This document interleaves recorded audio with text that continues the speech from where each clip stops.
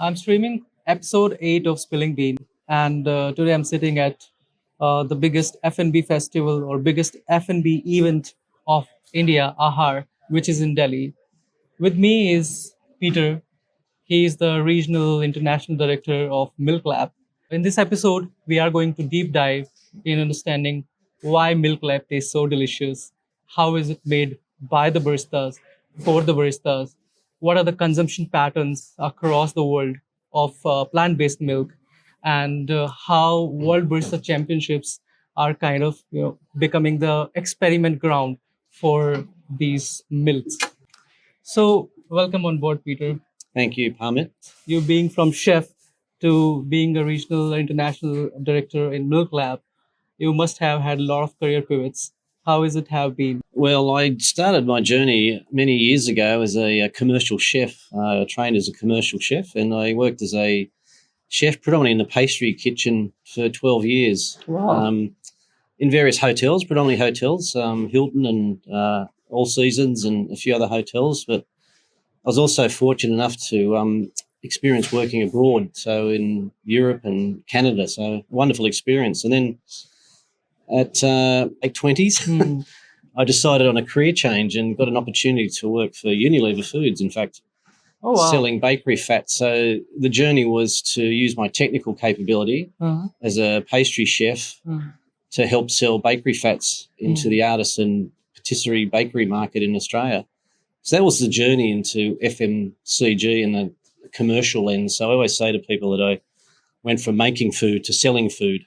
Yeah, that's a very interesting shift because you have more idea about what to sell if you have worked behind the scene. Well, I think the technical background, when you're selling into food service or the HoReCa channel, you really need to understand what those customers, chefs, or in this instance baristas, cafe owners think in their mindset. So that was the entry point. And then from there, understand their sort of needs and wants. So from Unilever, I journeyed through a number of companies, Danone and Suntory. And Wow, you work with Centauri as well. Nice. yeah, they actually acquired the business that I was working for with Danone. So through that journey, I was able to work for both of those, global organisations. So interesting enough, through my journey, I've worked for Dutch Anglo companies. I worked for, for British-owned company. I worked for a Japanese company. I worked for a French company. Wow. And joining this company, Numi, was the first time I actually worked for an Australian enterprise. Being Australian, it was, the missing sort of part of my journey. And so then I joined Numi some 16 years ago. And in 2015, we launched the MILKLAB brand in Australia, which, at that point in time, we identified an opportunity that, actually, to solve a problem. And the problem was that almond milk, which we were selling at the time into supermarkets in Australia, didn't work in the specialty-based coffee. And how that came about was that we did some consumer research after we launched almond milk into Australia and discovered that through that research that the consumer set were coffee lovers, drinking a lot of coffee. Right. So we thought, well, that's an interesting insight. Let's go and understand what happens in the coffee sector. And so we went through a number of cafes in Sydney and Australia and learned that nobody was really selling almond milk in coffee. Before that, where were you trying to sell the almond milk to, if not baristas? Well, we sold it into supermarkets, so All right. to consumers through major supermarkets or modern trade in Australia. And when we launched the almond milk, we got a very good reception from consumers. The offtake was quite significant, more than we anticipated. And that was the part that said, well, why is this growing so quickly at the early stages, right? There's a lot of adoption of the product. Yeah. So that's why we sort of embarked on the consumer research to understand who are those consumers and what they're about. We discovered that they're health managers, so largely busy, active people that are interested in what they're consuming and probably are a bit, maybe for whatever reasons couldn't consume dairy milk, be it ethical or be it intolerance or lower cholesterol or cholesterol being an issue. Right. So the only alternative to almond milk at that time, this is 2015, was really soy milk. There was no real other alternatives, maybe some rice milk. So almond milk moving into that category was quite an interesting change. And knowing what I know now, the almond milk had a unique profile that consumers liked that may not have liked soy but had no other choice because they couldn't consume dairy. So we'd see through some of the data that, there was a lot of shifting from soy consumption to almond milk consumption. Oh. So because it was growing so quickly, we decided to do some consumer research. Who are these consumers? And so we call them health managers, active people, busy mums, dads working, dropping the kids off at school, busy lives. That's your complete B2C only. Yeah, consumer. correct, B2C.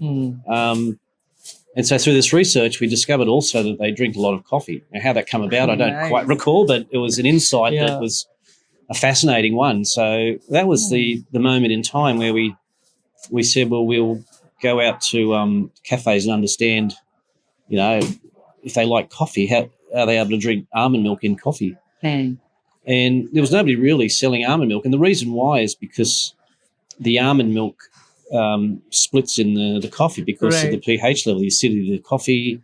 There wasn't a match. So that was, we thought, well, if they're drinking a lot of coffee, we can actually capture that consumer. When we launched almond milk, by the way, it wasn't under the MILKLAB brand in the supermarkets. It was another brand, right? Okay. But at this point, we discovered that they couldn't make coffee. So we went about reformulating the almond milk so that it would work and pair with specialty-based coffee. That was the start of the project. You find that right positioning for the product and the brand, which gave it the right roadmap. Well, it did. I mean, that finding that insight, then finding a problem, and then coming up with a solution was the start of it. And the company Numi, we also manufacture dairy milk. We're a large, Australian publicly listed company, and part of our offer is dairy milk as well, right? So when we discovered the almond milk, we launched MILKLAB almond milk, but at the same point in time, identified that there was no real brand that was servicing the needs of cafes with milk for coffee. There was a number of different brands in there, specialists in dairy milk, specialist in soy milk, various brands, but not one single brand that was doing all the milk types. Right. So solved the problem on the almond splitting, then realised there's another opportunity to own this space. So barista milk, which is where the tagline come from, made for baristas. So that was ultimately the start of the journey. So in the beginning, you worked with a lot of baristas to test if the milk is splitting or not, and how is it blending with specialty coffee, the taste, how is it coming out? Yeah, well, that's right. I mean, we solved the problem with the splitting, and then we thought, well, how can we make this brand that's going to be unique, different, contemporary? And so that's when we embarked on the project with an agency. We found a marketing agency that was wonderful, that came up and helped us with the concept of milk for coffee, the concept of the packaging, all those sorts of things, the branding. And then we brought in other stakeholders, so baristas, cafe owners, Q graders, roasters, a whole range of different stakeholders in the coffee space to help not only, an almond milk for coffee, but create a product, and it was almond milk led at that time, create a product that paired with specialty-based coffee. So typically around a medium roast, which is, where coffee is, kind of consumed that way in Australia, more so than dark roast. But, not only, being able to put almond milk in coffee, but also adding value to the coffee. And we always say that coffee's the hero. It's all about the coffee. Yeah, it's all about the coffee. Wow.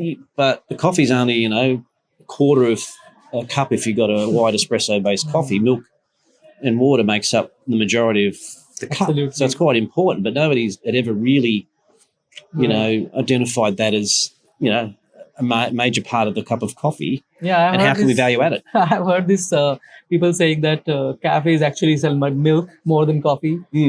Yeah. So so that's where the baristas came in, the roasters, etc., to get the pairing right.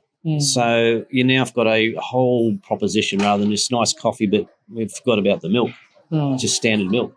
The other point I'll make is that the brands typically weren't premium per se. A milk with a picture of a cow on the front of it, dairy milk, or soy with a glass of soy milk. But having some contemporary packaging that would stand out was also part of the whole process. So that's the very early stages of how the brand was.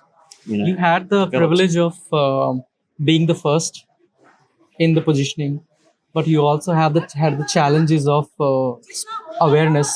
spreading awareness about the milk itself. Yes. So how did these both balance together in the early days?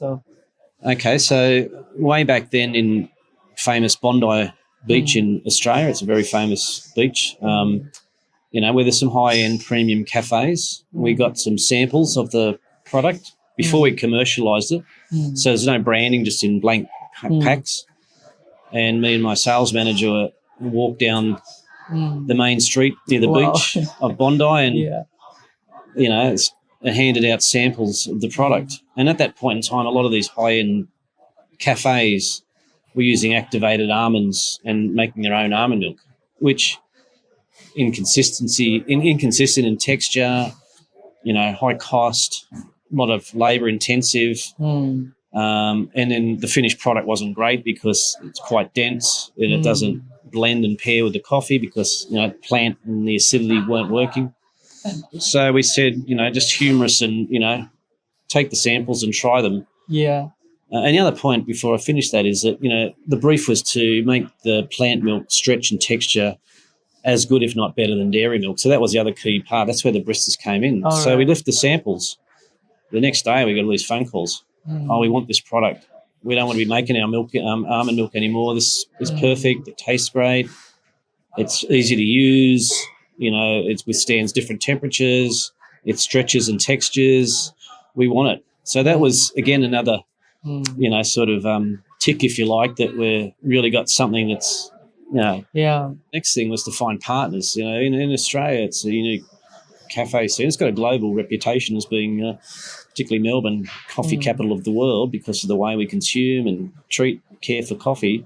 And there's some 20,000+ cafes. The number can move around a little bit, but in Australia, and the independents are typically the majority of that group of cafes. The chains in Australia aren't as prevalent as they are in other markets like the US and Asia and Europe and so forth. Right.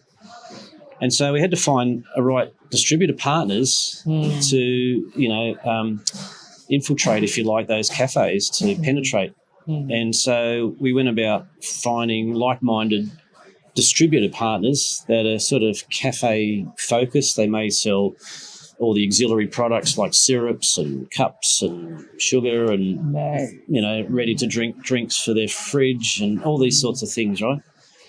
And we appointed a distributor in Victoria and in Australia, South Australia, and if you know the geography of Australia, Queensland and Brisbane. And so we had 5 or 6 distributors around the country that had territories. And, we sold them the proposition.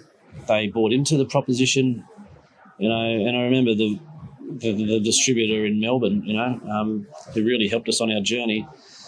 We sold one full pallet of almond milk in there and, very short space of time, we're selling them 2 pallets and then 4 pallets and had the multiplier effect. And we also had our sales people we employed directly in Sydney and Melbourne, etc., to go around and actually present the proposition to the cafes. So then the distributor would supply the cafes, we would do the selling. So they did a lot of the marketing. What we did also then is to work with the baristas in the cafes. So we educated the baristas and they become the spokespeople because they've typically in a lot of cafes got good relationships with their consumers, their regulars, and then they made the customers that may have been buying almond milk in the supermarkets aware that there's now a milk that works in coffee that kind of value add. So that's kind of how the whole thing started. quickly you became from B2C to B2B. Yeah, so we still sell almond milk in the B2C, but it's the formula that doesn't necessarily, this is back then, work in coffee and under a different brand, right? So we've got a consumer proposition for everyday use, whether you want to make a smoothie or on your breakfast cereal or just drinking, but not necessarily for coffee. And then the MILKLAB brand was the commercial proposition that, was made wholly and solely for the cafe channel, and that was, so they did a lot of, I call the heavy lifting in the sense that they believed in it. It was consistent. It was reliable. In terms of a professional, and as a professional, in hospitality chef way back, you want to rely on, reliable ingredients. Right. Because your reputation's at stake. Yeah. And you don't have the time to do a lot of changes. Rework, wastage. If you talk about what we call yield, how do you get the best yield out of the product? Avoid rework, and could poor a consumer experience because it reflects on you and your business. So that was the part they liked, where they could get consistency all the time, and their customers loved it. So, putting the packaging in the store, in the cafe, did, some of the advertising because it's very big, almond milk, oat milk, soy milk. And we'd also provide the cafes with coloured jugs. So if you want almond, so there's not cross-contamination with dairy and almond milk, for example, if you've got an allergen. Okay. It's dairy. Milk pitchers? Milk pitchers, yeah. Okay. So, MILKLAB almond. So the brand became synonymous with the colours, right? The orange is the almond, and the green was the coconut, etc. That's great for branding as well. So that's, very low cost but effective branding. You got the barista communicating with their group of customers. One of the other things we did, we gave all the, the baristas just some communication that they could understand from a technical perspective, not telling them how to do their job, but, treat this the way you would treat dairy milk per se. And so that was simple for them, right, because they didn't have to adapt too much to other plant milks, may have different attributes and different technical aspects to them. So it's a very good strategy. I mean, great product, an amazing strategy, amazing branding. I mean, what can be better than a milk pitcher for a MILKLAB and to have branding on? Yeah, that's right. And then the plan, the strategy was basically, if you take a pyramid, the top 15% of the cafes at the top of the pyramid that, are looked at as, the best in the industry. Right. They look up, people look, wanting to enter the industry, look at them as, advocates and so forth. And so having those supporting the brand, they get, again, other people in the industry look, what are the best cafes in the country doing? Oh, they're using MILKLAB. So there was a number of different elements, that aren't your sort of, broad, overt marketing and advertising, but more grassroots inside the cafe, doing the communication for the brand. Another amazing approach which I really loved about MILKLAB was when I was talking to you about the lab aspect. Yes. So let's debunk that as well. Sure. How I was perceiving it as kind of a typical lab, but then I understood that it's a collaboration approach. That's a beautiful approach. And how did you, pave the path for the collaboration approach? Well, yeah, it's an interesting question, and at the time we had the agency, and they were working on concepts in terms of packaging. And coming from, having a fairly large dairy business, the cow and the glass of milk was typically how you would do a lot of the communication, and our consumer product in the supermarkets, a picture of an almond or a picture of some soybeans. And when they first presented the packaging and the branding to us, I was thinking, well, this is just completely left of where we normally are. Yeah. It's very clinical and science, yet we're kind of vertical in terms of the growers of the dairy and the growers of the almonds through the finished product. So, having this lab/laboratory type thinking, clinical packaging and all the rest of it was a bit of a different, away from where we the mind was typically thinking. But as we sort of ravelled it, and they presented their proposition that was not lab as in laboratory, and but lab as in collaboration, because that's the essence of the brand. With all those stakeholders at the beginning, sharing their wisdom and input and insights and all those sorts of things. And so we said, yeah, okay, we're in. It's and it's just even 10 years later, because the brand was 10 years in October last year, 10 years old, very distinct, very identifiable. Consumers, identify the product because they see it in the cafes and actually call for their almond latte with MILKLAB, or almond cappuccino with MILKLAB, or oat latte, calling out the brand name, which is, at the end of the day, it's an ingredient for a cup of coffee. Right? Absolutely. Coffee well. There's a number of ingredients: the coffee, the water. You can add sugar, you can add whatever you want, and the milk. Yeah, in India, I've seen this pattern where people are preferring almond milk or oat milk as an alternate if they are not able to consume dairy milk. Yes. But is it the same way in other countries as well? What are the consumption patterns? Are people picking it for the flavors, or are picking it because they cannot consume dairy milk? Well, there's been a shift, and I think it's accelerating. And again, for those reasons I outlined at the beginning, varying reasons. People are intolerant to dairy, maybe lactose intolerant. There are a set of consumers that might have ethical reasons in terms of animal, and all the rest of it. And then there's a large group and in this country, from what I understand, 11% of India's vegan population, 27% vegetarian.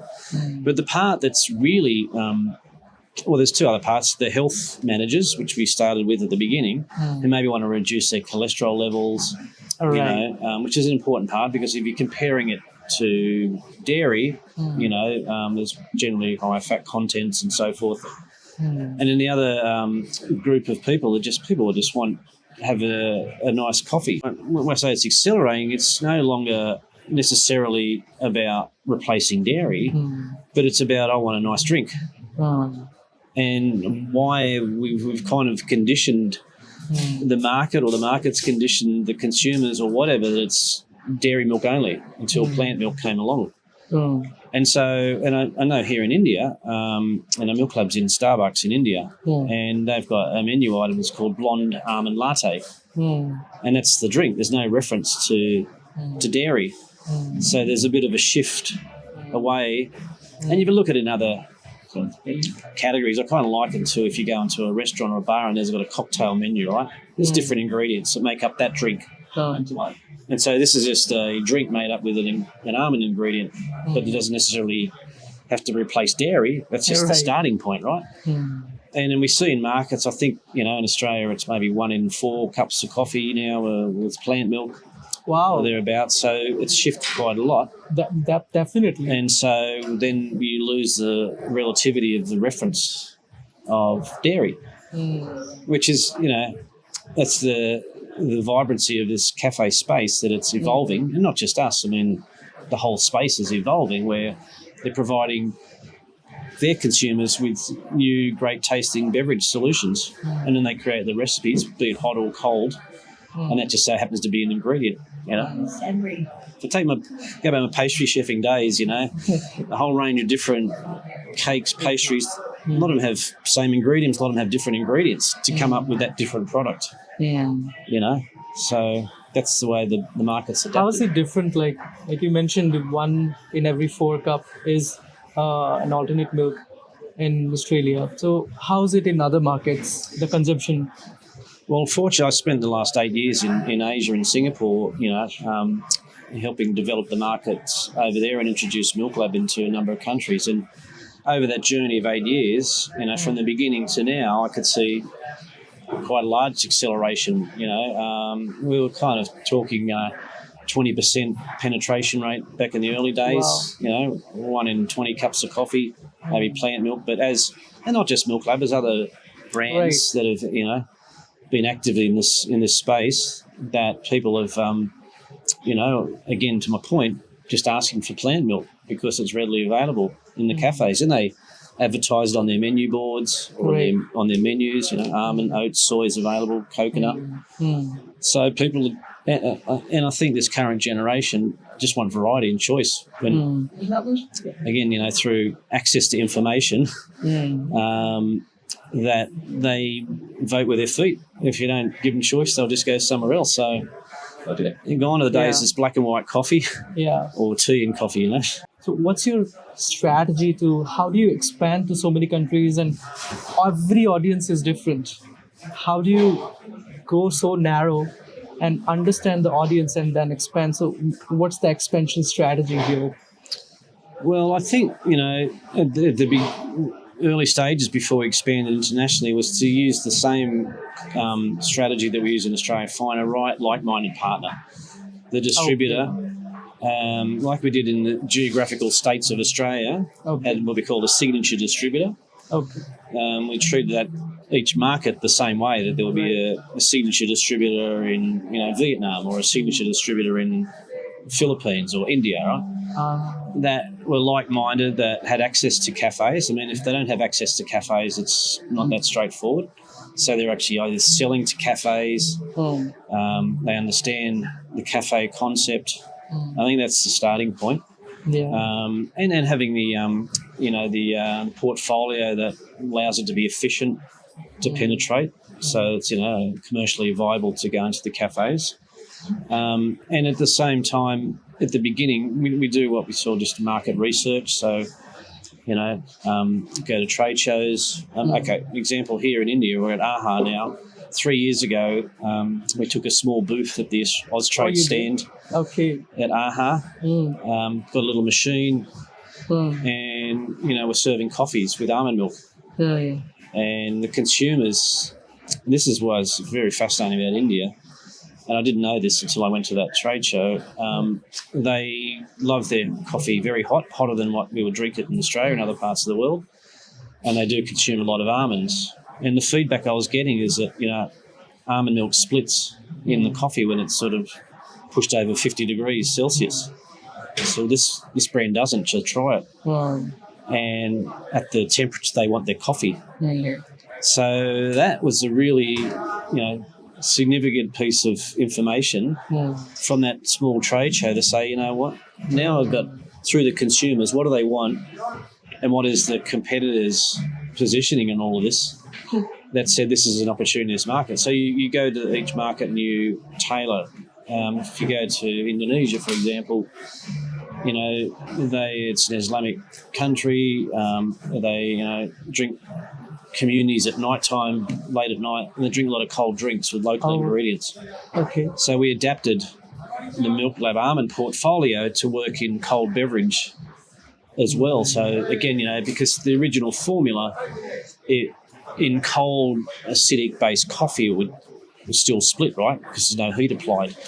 So we adapted the formula so we could put it into cold beverage without any separation issues. So again, that's addressing that market. And so then it's adaptable to be really used in hot and cold beverage. So again, and that kind of concept applied to those equator markets around the equator, Vietnam and Thailand and Indonesia and so forth. And then if you look at sort of East Asia into Korea and those areas consume a lot of oat milk.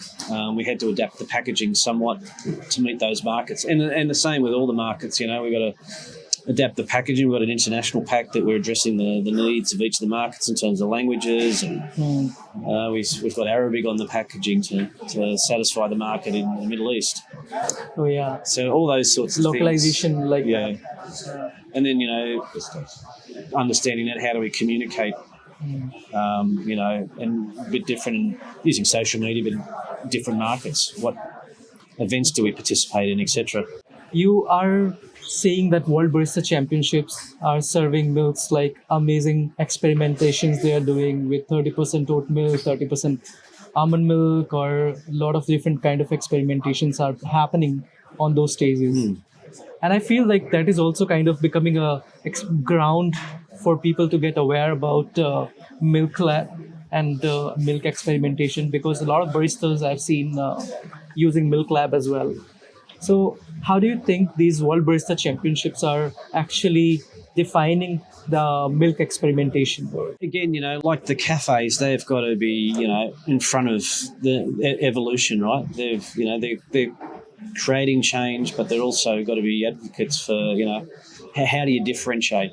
And we were fortunate enough to have Mikhail Jason working for our brand because he believes in the brand. It's been helped him with his successes. He's the 2024 World Barista Champion. Yeah.